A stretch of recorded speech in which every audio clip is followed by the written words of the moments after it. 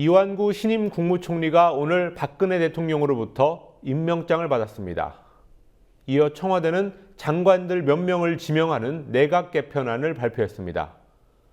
대표적인 친박 의원인 새누리당의 유기준, 유일호 의원이 장관에 내정되면서 사실상 친박 내각이 만들어졌습니다.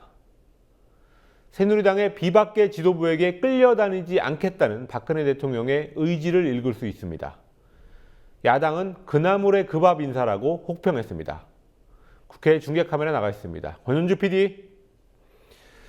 오늘 발표된 개각 내용부터 한번 정리해 보겠습니다. 네, 국토교통부 장관에는 유일호 새누리당 의원이, 해양수산부 장관에는 유기준 새누리당 의원이 각각 내정됐고, 통일부 장관에는 홍영표 청와대 통일비서관이 승진 내정됐습니다. 장관급인 금융위원장에는 국무조정실장 등을 지낸 임종용 NH농협금융지주회장이 내정됐습니다. 삼선 유기준 후보자는 박근혜 대통령이 당대표를 하던 시절, 재선 유일호 후보자는 대통령 당선인 시절 각각 비서실장을 지낸 대표적인 친박계 인사입니다. 이로써 이완구 총리를 비롯해 유기준, 유일호 의원과 앞서 입각한 최경원 경제부총리, 황우여 사회부총리, 김희정 여성가족부 장관까지 사실상 친박 내각이 구성됐습니다. 여당과의 갈등이 점차 고조되는 상황에서 정부의 친박 인사를 대거 포진시켜 전국의 주도권을 잡겠다는 박 대통령의 의지가 드러난 인사라는 평가가 지배적입니다. 18명의 정부 강요 중 현역 의원 6명을 기용해 내각제를 방불케 한다는 평가도 나옵니다. 그러나 의원 출신 장관 상당수가 내년 4월 총선 출마를 위해 장관직을 던질 것으로 예상돼 시한부 내각이라는 지적도 있습니다.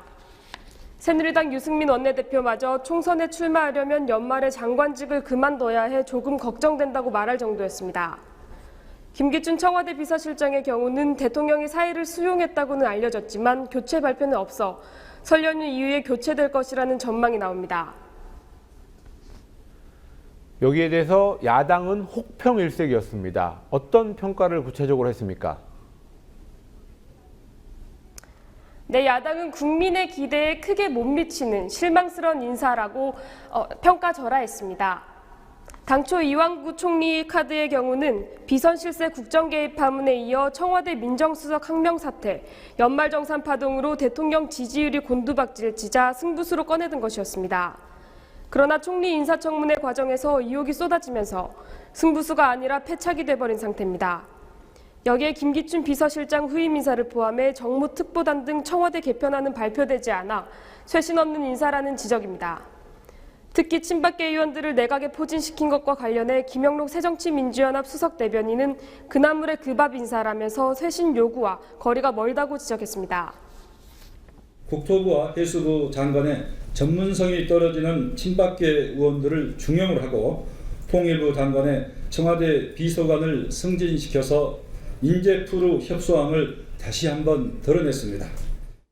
정의당 김종민 대변인도 한마디로 측근 인사, 가신 인사라고 지적하며 십상시 권력을 청와대뿐만 아니라 정부 부처에 골고루 퍼지게 하고 싶은 것인지 묻지 않을 수 없다고 비판했습니다.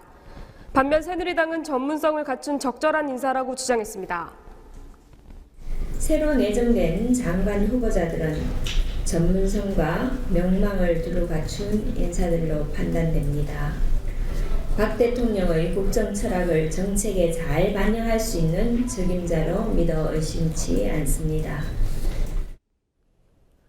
이렇게 친박 내각이 구성되면서 비박계가 장악한 여당과의 경쟁이라든지 갈등 혹은 신경전 이런 것들이 있을 것 같은데 어떻습니까?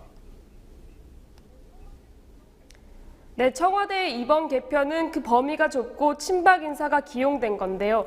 새누리당 지도부가 인적 쇄신을 강하게 주문한 것과는 다른 결과입니다. 유승민 새누리당 원내대표의 오전 발언 잠시 들어보시겠습니다. 이후 이 개각이나 청와대 개편이 있을 거라고 합니다만은 이 민심을 청와대나 우리 정부도 무겁게 받아들이고 개각이나 청와대 개편에서 국민의 실망을 드리지 않는 그런 인적 쇄신이 있기를 기대를 합니다. 대통령이 당의 의견과 달리 친박 내각을 만든 것은 비박계 인사가 당권을 장악한 상황에 대응해야 한다는 의도가 깔려 있는 것으로 풀이됩니다. 박 대통령이 오늘 국무회의에서 이완구 총리에게 고위 당정협의회의 구심점 역할을 해달라고 주문해 이 총리와 정부에 힘을 실어준 것을 봐도 그 같은 의도를 읽을 수 있습니다. 김무성 대표와 유승민 원내대표 등 비박계가 주도하는 새누리당은 이완구 총리 임명에서 최대한 협조했다는 점을 강조하며 점차 제 목소리를 낼 것으로 전망됩니다. 예컨대 복지와 세금 문제, 공무원 연금 개편 등 향후 쟁점에서 청와대와 정부의 말을 그대로 따르지는 않을 것으로 보입니다. 지금까지 국회에서 국민TV 뉴스 권현주입니다.